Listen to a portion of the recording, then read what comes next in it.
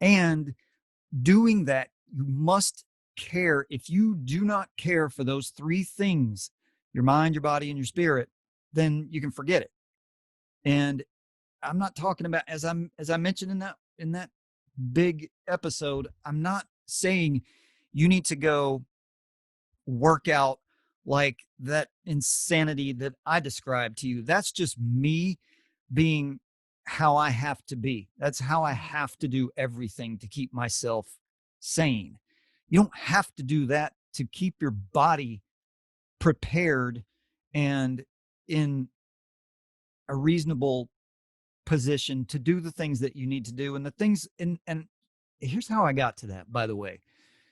I've been frustrated for a long time by people, friends and family, who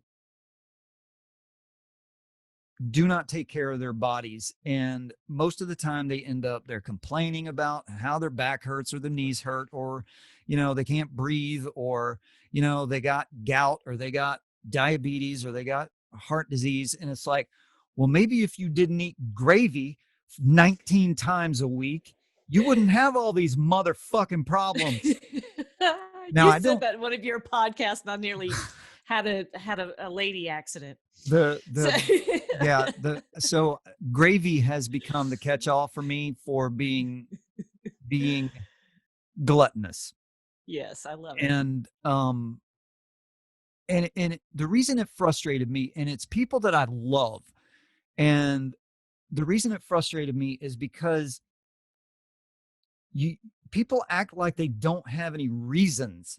Like, well, I enjoy rice and gravy 17 times a week, and I enjoy Doritos, and I enjoy Coca-Cola, and I enjoy pork chops, and I enjoy this, that, and the other. And it's like, well, I enjoy that shit too. But first of all, I'd like to be around for a while. Now, there you go. Why? It's my life.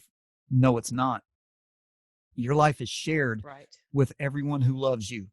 That's right. And if you die at 69, like my father died, he's got grandkids.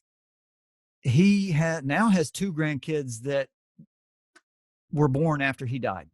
Mm. He had two that were infants to, toddlers. And then he had That's Macy. sad. He had Macy, who was 13, I think. And he was in such bad health that she never really could spend all that much time around him. And it was self-inflicted. And my father-in-law, who I treasure that man, he is one of the most amazing people I've ever met in my life. And I want to strangle him because he doesn't take care of his body like he should. Right. And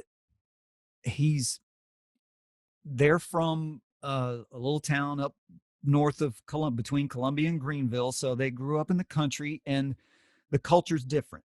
You eat rice and gravy every day. You fry everything. You Right. have Right. bread you cannot eat without bread. Yeah. No, And I grew up that way, but I don't Mhm. do that now. But I mean, breakfast, lunch, and dinner contained bread. Yeah. And the thing that I couldn't say because it just wasn't going to come out right was all I could say was I want you to treat your body better.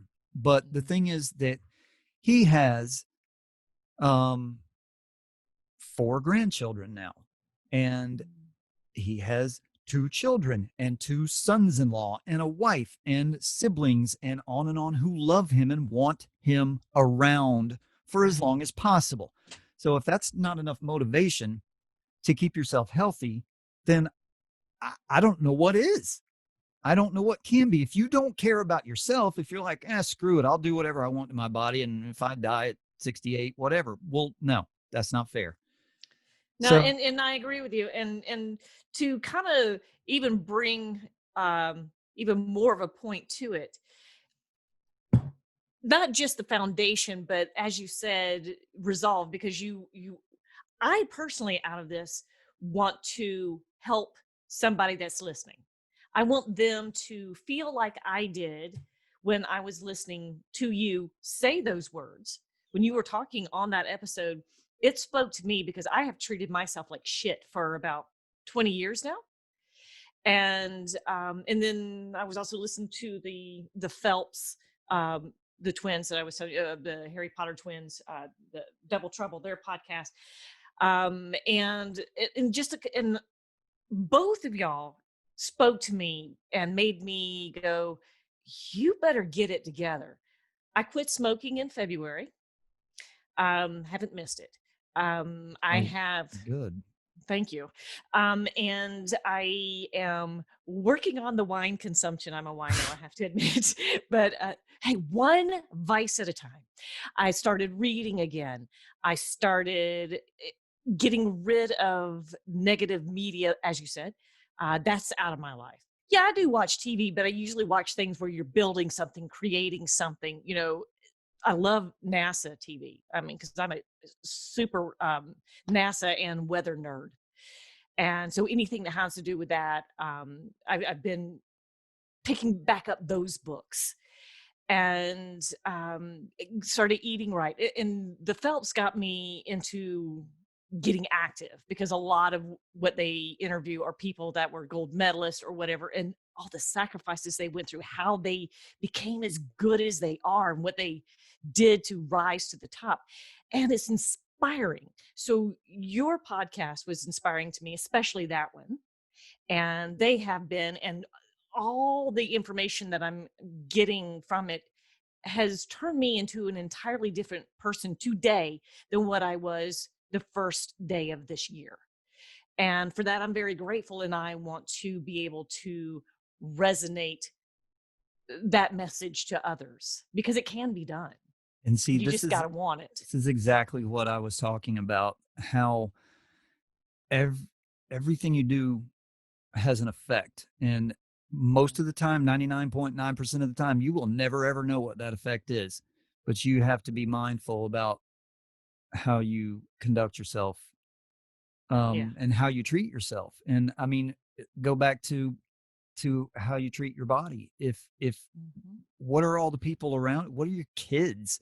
What are people who may be looking up to you think about you, or about, you know, life in general, if one of the people that they look up to, you know, drinks too much, smokes too much, swears too much, who, whatever the thing is, doesn't matter, but it affects. And if you try to,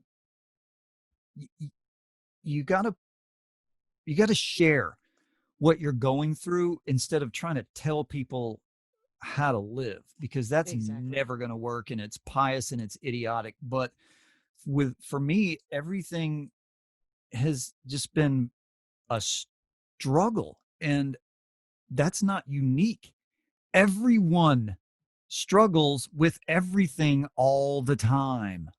And if you can touch someone who shares that experience and realizes that they're not alone, that they're not Mm-hmm. isolated, that they get rid of that feeling of being alone.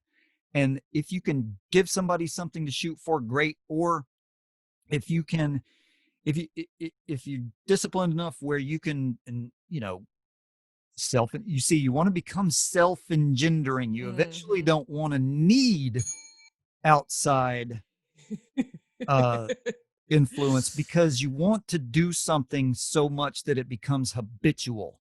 And whether it's washing the dishes or working out or picking up a piece of trash when you're walking along, whatever it is, do a thing until it becomes habitual.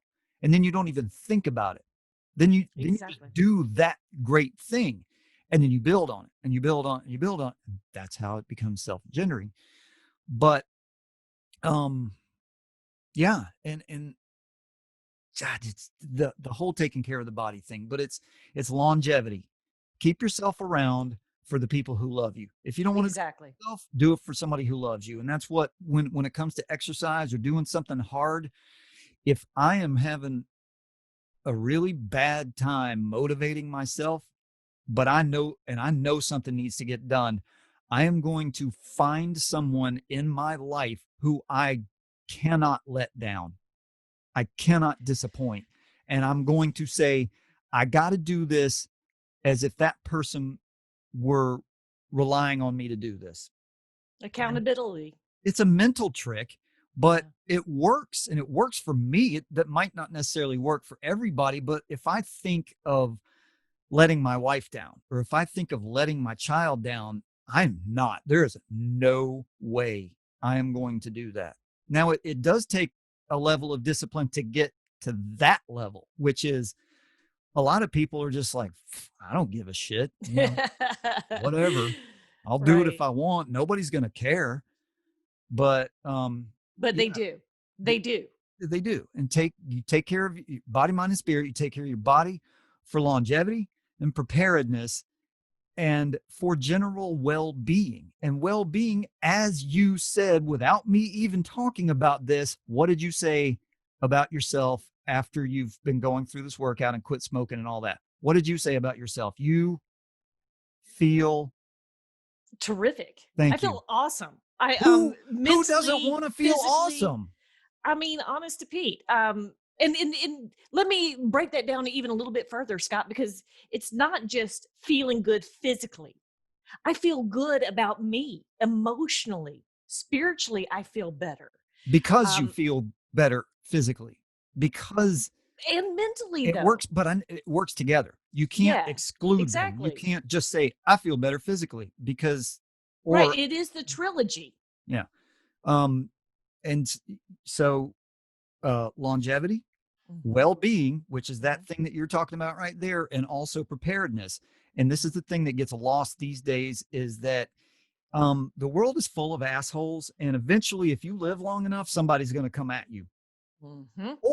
Or I'm a guy, somebody's going to come at my teenage daughter or at my wife, Hmm. and I'm going to fucking destroy you because I can't, because I can, because Hmm. I'm ready.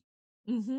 If you're not, your family's going to get rolled over, or you're going to get killed because you weren't ready, and then your family's without you. And so Exactly. these are the nasty little things that we've been conditioned not to think and talk about anymore, Right. because Right. we have to be herded into that little space where we rely on the government or whoever, some group, to take care of us.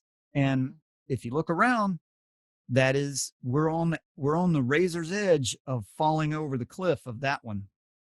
There's a Yeah. lot of these things that I don't think we're going to recover from.